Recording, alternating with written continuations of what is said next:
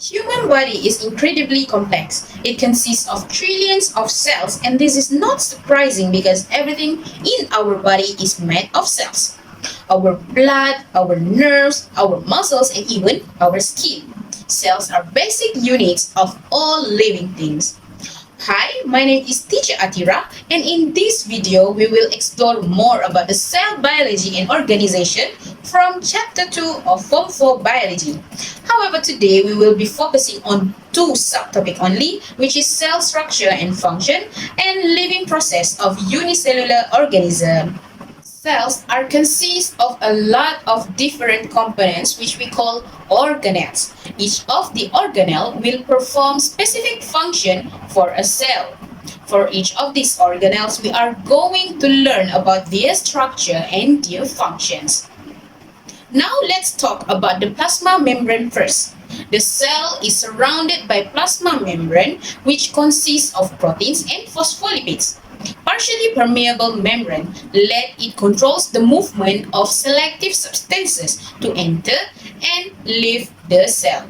The permeable membrane also allows the exchanges of nutrients, respiratory gases, and waste materials between cells and their surroundings.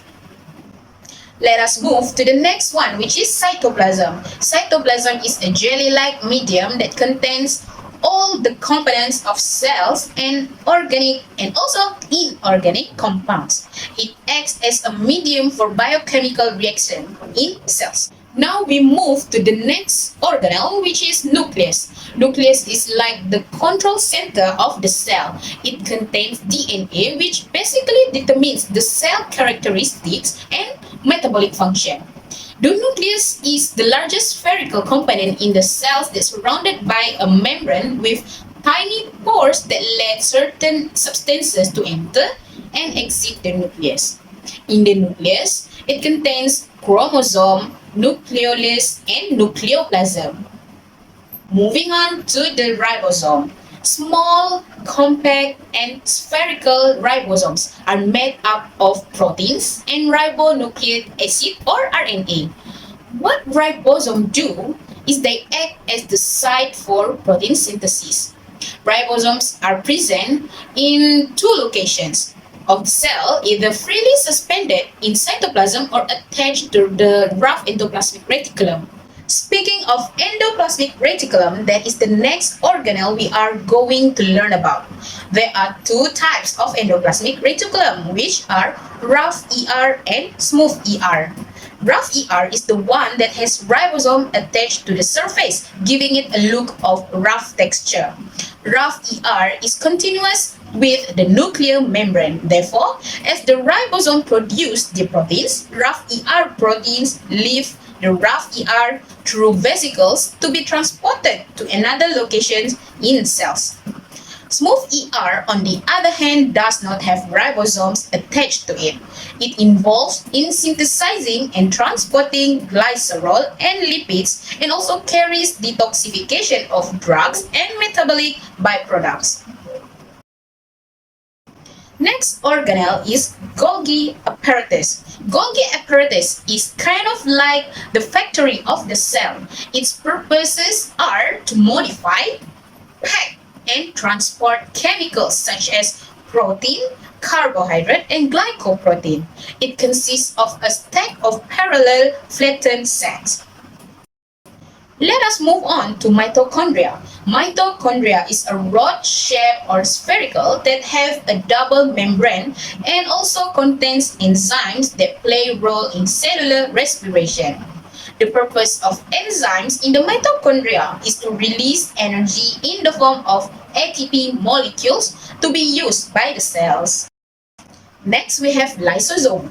Lysosomes are organelles that contains hydrolytic enzymes to break down bacteria and components of damaged cells and also hydrolyze complex molecules.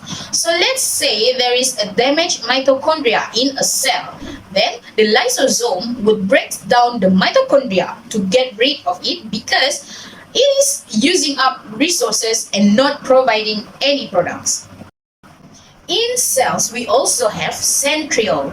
Centriole is very important in the cell division on animal cells as will form spindle fiber during the process, which also means does not exist in plant cells. It is made of complex arrangement of microtubules and exists in pairs in cells. Now we move on to the organelles that only exist in plant cells. We have chloroplast. Chloroplast is the organelle that only located in plant cells. They contains substances called chlorophyll that give plants green color. The main function of chloroplast is to absorb sunlight and converts it to chemical energy during photosynthesis. We move on to the next organelle, vacuole. Vacuole is basically just a storage containers. They are a membrane enclosed area that can store water in vacuole plant cell. The central vacuole in plant cells mainly stores water and inorganic ions. During osmoregulations, osmosis and secretion, the vacuole will contract. Moving on to our last organelle, cell wall. Cell wall is a strong and rigid outer layer of plant cell because it is made of cellulose fiber. The functions of cell wall are to maintain the shape of plant cells and provide mechanical support to the plant cells. It also allows cell to develop turgor pressure, which is the pressure of the cell contents against the cell wall. Now that we have learned about the components in animals and plants cell, let us see the similarities and differences of these two types of cells. The similarities of these two cells are both cells are made of nucleus, plasma membrane, cytoplasm, Golgi apparatus, mitochondria, endoplasmic reticulum, and ribosome. Now let's talk about the main structural differences in plant cells versus animal cells. Plant cells have chloroplast, cell wall, and vacuole. However, animal cell does not have these things. Next, animal cells have centriole that aid in cell division, but plant cells do not have it. Some other differences are in terms of shapes. Animal cells are mostly does not have fixed shape, while plant cells tend to have a fixed shape, which is usually a rectangular shape. Last but not least, plant cells stores carbohydrates in form of starch. And for animal cells, they store carbohydrate in form of glycogen. Now we continue to the next subtopic, which is 2.2, living process in unicellular organisms. First of all, what is the meaning of unicellular organism? Unicellular organisms are organisms that consist of only one cell and have complete unit of life. Protozoans such as amoeba species and paramecium species are the simplest form of unicellular organism.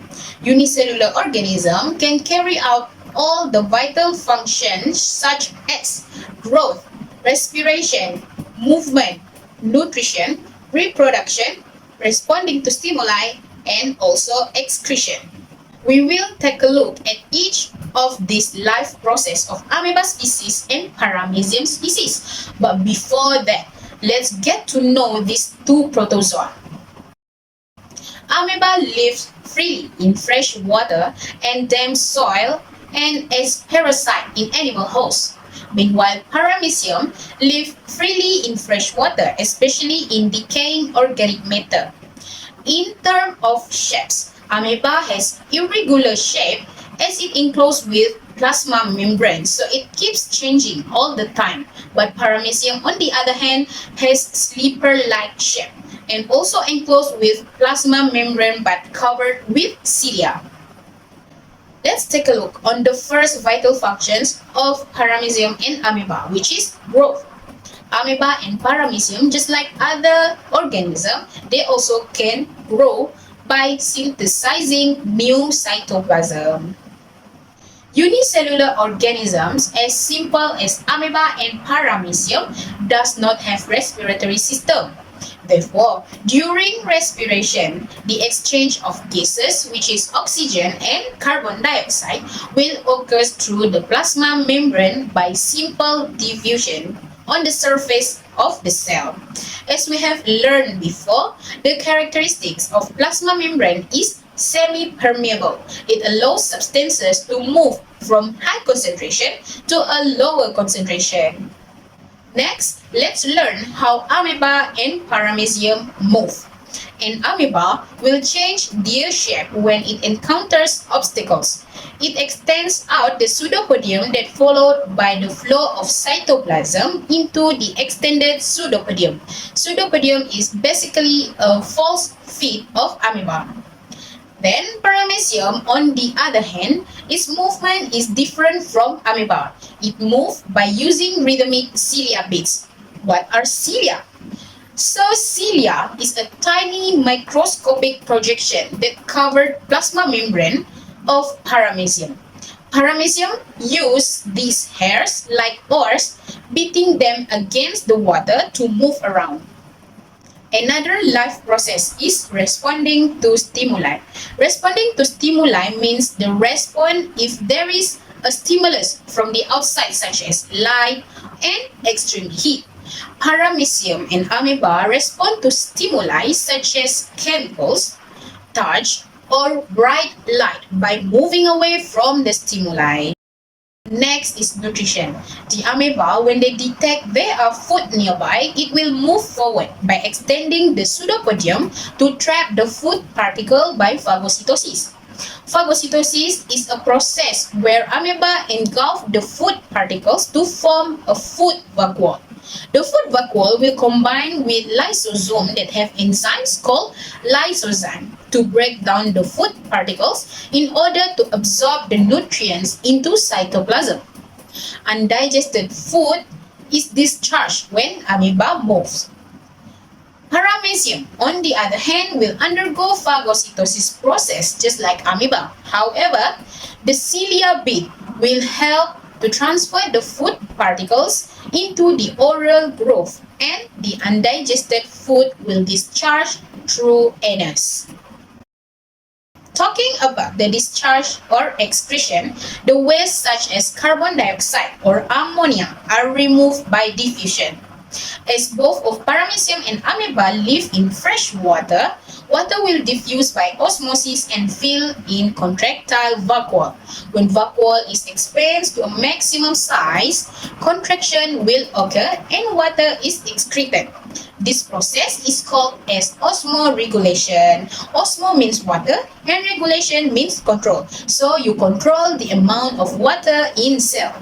And the last one is reproduction, which is the most important life processes.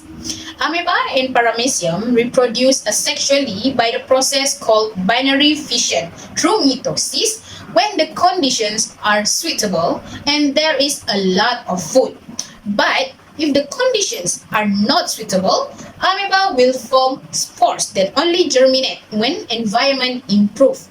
Meanwhile, paramecium reproduce by sexual reproduction, that is conjugation, when the environment is not suitable. Not suitable environment here means like dry conditions, low temperature, and food shortage. So, there you go. Now you know all of the organelles that we have in our cells, their structure, and also the functions.